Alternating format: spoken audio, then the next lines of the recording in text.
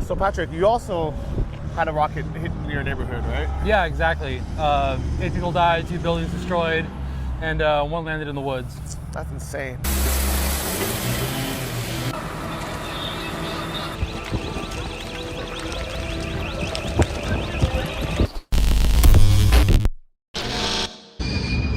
This mall in the city center is closed. McDonald's is closed. But life goes on.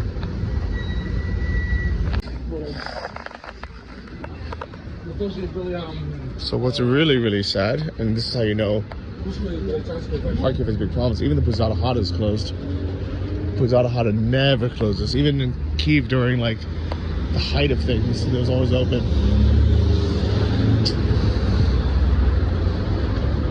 It's shut.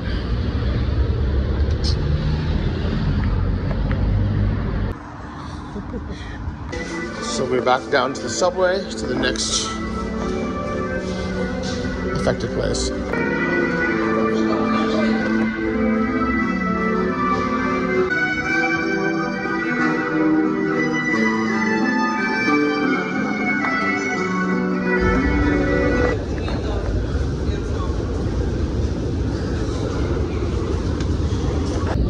Oh, it's busy today.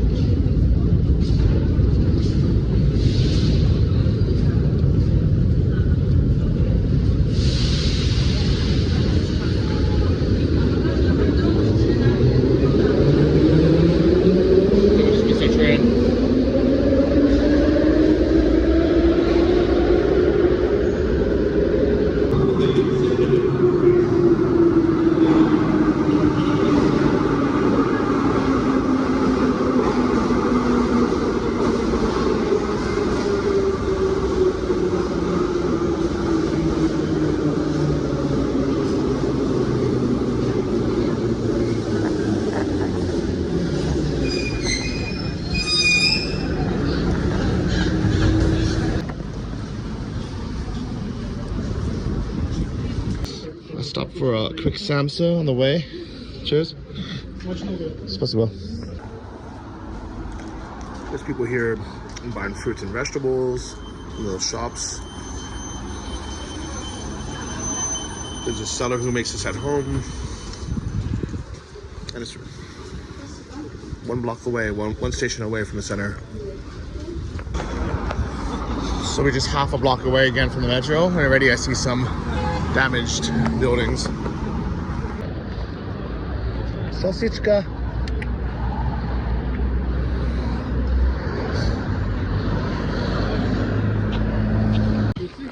Yeah, we're so close too.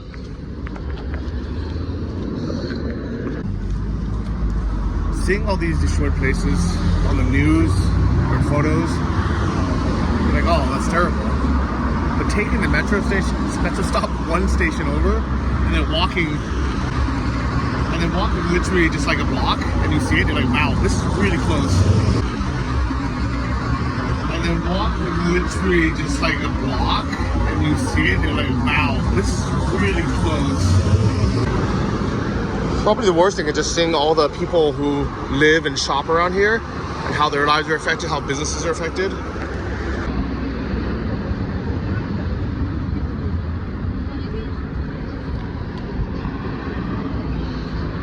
Stanislav, Yeah. what is this building? Здесь жили звичайні люди. So just people who live here, just Yes, only normal people, Kachera. yes. Children's, old people living. Звичайний будинок. Okay. And what about this old like theater looking one? This store and office building. Okay. Rocket in the road. Wow. And, yeah, 2 rockets. And it's crazy, it's so close to the city center, just 1 stop away. So many things got damaged around. Class is like a supermarket. Here's like a pet store, like just like random stuff. It's crazy that Russia just drops bombs, literal bombs here. Scenes of destruction after another Russian strike hit the Kharkiv city center on Wednesday. Я занимался своими делами в ноутбуке и вижу яркая желтая вспышка. и взрыв. Several people were injured in the strike, which landed in a densely populated residential area. Local authorities said the missiles were likely fired and operated from within Russia's territory. Як ви можете побачити уламок від уніфікованого міжвідового плануючого боєприпасу Д-30 калібру 30 сантиметрів, російські військові обстрілюють місто Харків. In the past weeks, Russia has launched a fresh offensive on the Kharkiv region, with the city and surrounding villages targeted by near-daily attacks, mostly against civilian and energy infrastructure. And what about this glass building? This one. Sorry? That one, Vika Jaurus, the glass one. Yeah, it's a store. Like Store. for what? For house.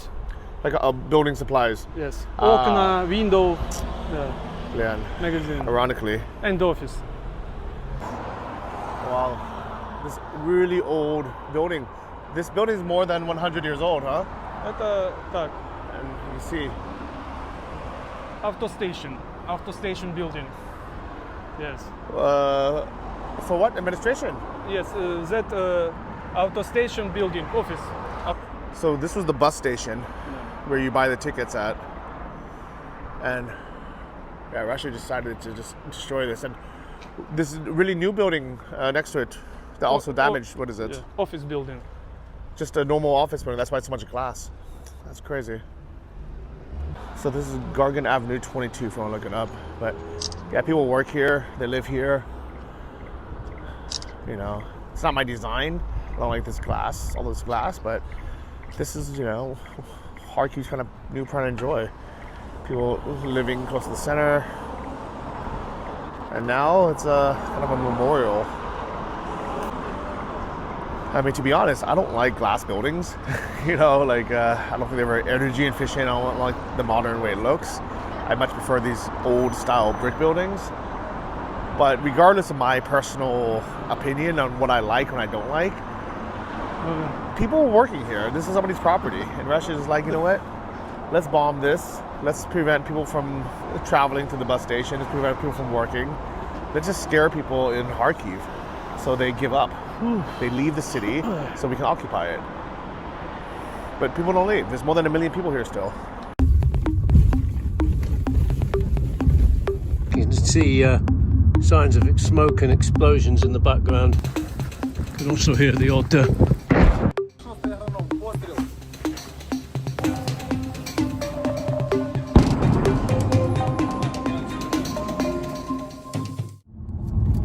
We're driving up from Kharkiv in northeast Ukraine towards the Russian border, where there have been some attacks by Russian forces on villages in and around the border, particularly a town called Vovchansk and a few other settlements around there. There's been quite a heavy fighting reported over the last 2 or 3 days. We understand that the Russian plan is either to try and attack Kharkiv from here and use this as an opening assault, or as a diversion to distract Ukrainian troops who are busy fighting in the Donbass further south and east.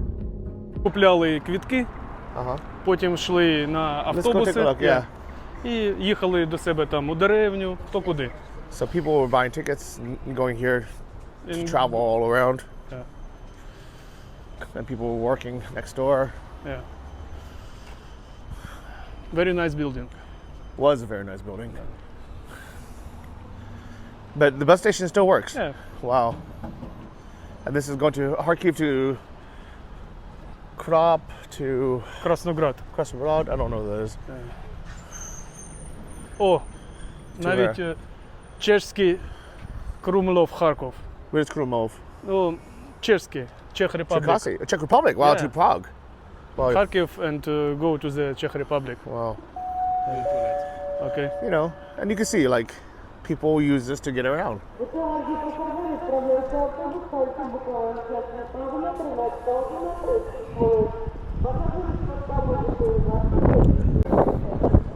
I'm sure some pro-Russian commenters are gonna be like, yeah, there's like military guys who use this to travel home to see their families. I'm like, you know, they're in uniform. I'm like, the country's at war. People are gonna take the bus. You can't blow up the Greyhound station just because people on their R&R, you know, travel from San Diego, you know, the base back home to see their parents. You know, it's a war crime. But Russians don't care. They're always going to have some excuse why they blow a place up.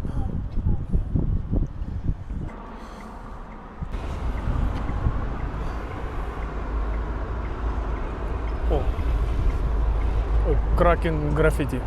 Uh-huh. Left. So the sign says Kharkiv is Ukraine. Just a reminder to Russians if they happen to make it into the city that we don't want them here. Nobody wants them here.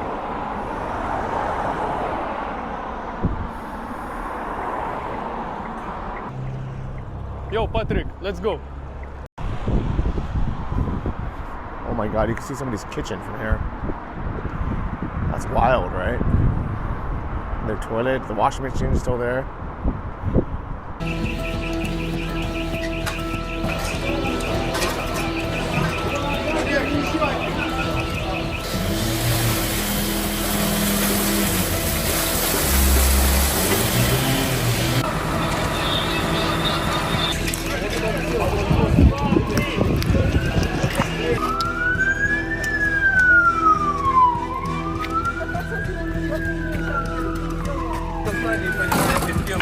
Вы ранены? Так, голова чуть-чуть и рука. Что произошло? Стояли на светофоре в один, второй прилет, и потом все посыпалось после третьего на голову. Тобто це черговий терористичний акт, прицільне влучання у цивільну інфраструктуру, у житловий, тобто будинок. Тут у цьому районі немає жодного фактично підприємства, яке б встановило хоч будь-яку цінність з військової точки зору. Imagine, you know, you're just living here. You know, that's your kitchen, that's your bathroom. And Russia just blows it up. You lose your home. One station away from the city center, your life, it's completely destroyed. How many people live in Kharkiv? Now, Yeah. I think 1,500,030. Wow. Yeah. So 1.5 million people. Many people back in Kharkiv and many people from Donetsk region and Lugansk region go to the Kharkiv. But in Donetsk and Lugansk district they not have house. Wow. And After Russians rockets. And now Russian rockets here too.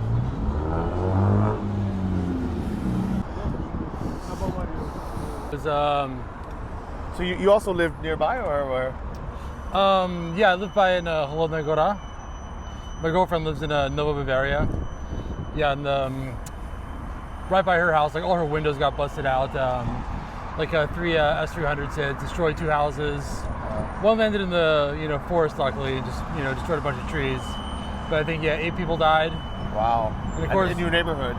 I'm sorry? And this is just like your neighborhood. Yeah, like all her windows are. That's insane. Like, and was there anything that they're trying to hit there? Was it like a ammo depot, like a rocket factory? Like supposedly, like all the mill bloggers on Telegram said it was, a NATO weapon warehouse, but Okay. total BS. But you lived down there, like Yeah. They destroyed a building supply store. And an apartment. I think they're actually purposely trying to hit like the building supply stores. That's why they're the epicenter. This is why they hit some other building supply store as well. I think they don't want people to be able to live here. They want people just to leave so then they can come and just, move in their people. Yeah, they're just trying to make life unbearable here for everybody. It's been viewed as an example of Ukrainian strength and resilience. But after pushing Russia back 2 years ago, Kharkiv has been bombarded with new attacks. It's made life there difficult. But many who live in the city are refusing to leave, instead risking their lives to help the others still there. Using a combination of video diaries and interviews with residents, ABC's Patrick Revel takes us inside Kharkiv. Это який, 5-й? 7-й. Что-то очень стрёмно сегодня. И вчера было тоже стрёмно. It can be hard to sleep in Kharkiv. Ukraine's second city is under constant bombardment. Just 20 miles from the border with Russia, Kharkiv became known around the world for its astonishing resistance. 2 years ago, Ukraine drove Russian forces back from Kharkiv, allowing people to hope the city was saved. But now things have changed. Russia is bombing the city almost daily, and last month launched a new offensive towards it. Unable to seize it, many in Ukraine fear Vladimir Putin has decided to make Kharkiv, once home to 1.5 million people, unlivable. They're trying to get as much close as they can so the artillery can hit Kharkiv and just push away civilians, trying to make them exhausted mentally and physically, and, you know, like, make Kharkiv empty and more empty every day. That's what they're afraid of. But people stay. Yeah, it's just low-level terrorism, but, you know, people here are tough. Yeah, Kharkiv people are tough. And the thing is, not just the Kharkiv people, but you have all the people from Donetsk and Luhansk that were forced to move here when Russia started occupying that and bombing it. They're even tougher. They're not leaving. No. So, yeah. This is why it's called the city of reinforced concrete. It's not just the buildings, the people. Yeah, it really is. Truth. Yeah. Навіть люди з Каліфорнії приїхали у Харків і живуть у Харкові разом з харків'янами. Це дивовижно. So we have people from California, from California, and we have people from Kharkiv. We're all together, guys. Kharkiv stands. But despite the continuous attacks, its people try to keep ordinary life going. Це доля. Тут живут люди, которые очень сильные духом. Харьковчане, они, знаете, бесстрашные. So, yeah, people just have a normal life, knowing that every day somewhere bomb will hit and maybe kill them, maybe not. So this is life in Kharkiv.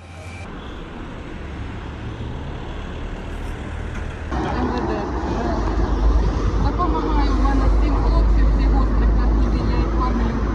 Їм смаколики різні готую. Пельмені, чебуреки. Теж волонтерів. Я вам дякую. Oh, будь ласка, you. Здоров'я. Всього вам найкраще. Okay, дякую.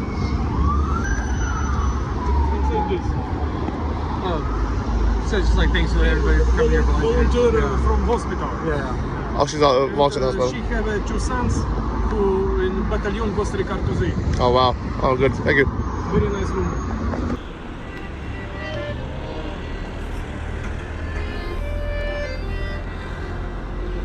Kharkiv is Ukraine. Kharkiv is strong, unbreakable, and it will have freedom.